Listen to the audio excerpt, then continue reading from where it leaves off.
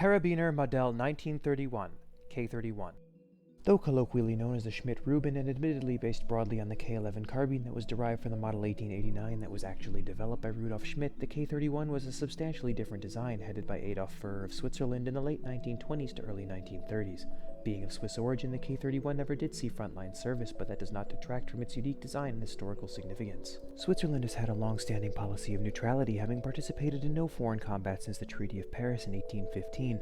It would be foolish, however, to see their insistence on neutrality as a weakness, as the policy is backed with well-trained militia and exceptionally high-quality ordnance throughout the country's history, as the Swiss believe the best way to avoid conflict is to make anyone that might want to fight you too scared to try. As typically Swiss as it gets, these rifles are of outstanding quality. The machining is impeccable both inside and out, with a beautiful finish and buttery smooth operation. Designed with marksmanship in mind, the two-stage trigger is one of the best of any Milsurp bolt action, with a long light first stage and a clear crisp second stage with virtually no creep at all.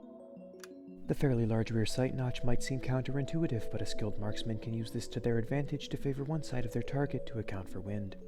The bayonet is an 11 3/4 inch detachable knife style that can be carried in its scabbard when not on the rifle or used independently for whatever reason one might need a blade. At 43 1/2 inches in overall length and weighing 8.82 pounds, this is a mid-length but heavy rifle. Part of the reason of this extra weight is the unique bolt and somewhat heavy barrel, but the rifle balances nicely just forward of the magazine, making handling the weight as easy as possible.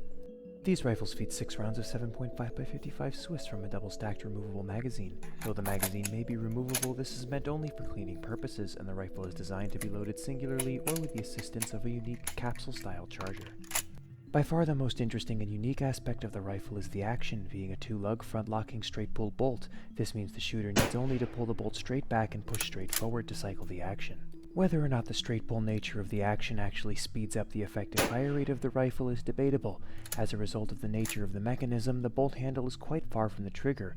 The bolt throw is also long enough that the shooter must break their cheek weld and lose their sight picture if they don't want a cocking piece to the face when cycling the action.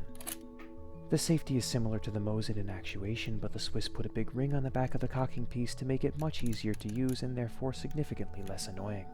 Despite the dubious advantages posed by the straight pull system, the Swiss quality is very apparent when running the action. The trigger pull is consistent and predictable, the bolt is smooth, and the semi-pistol grip stock is comfortable to shoulder. The K31 is known as an exceptionally accurate Milsurp when paired with its standard issue GP11 ammunition, with its largest limiting factor being the lack of provisions for a magnified optic. The K31 is indeed a very fine rifle with a well-deserved reputation for quality and accuracy, though I am far from the best person to showcase the latter. That said, if you are in the market for a great shooting rifle with an interesting backstory and unique design that won't break the bank, you would be hard-pressed to find a better firearm than the K31.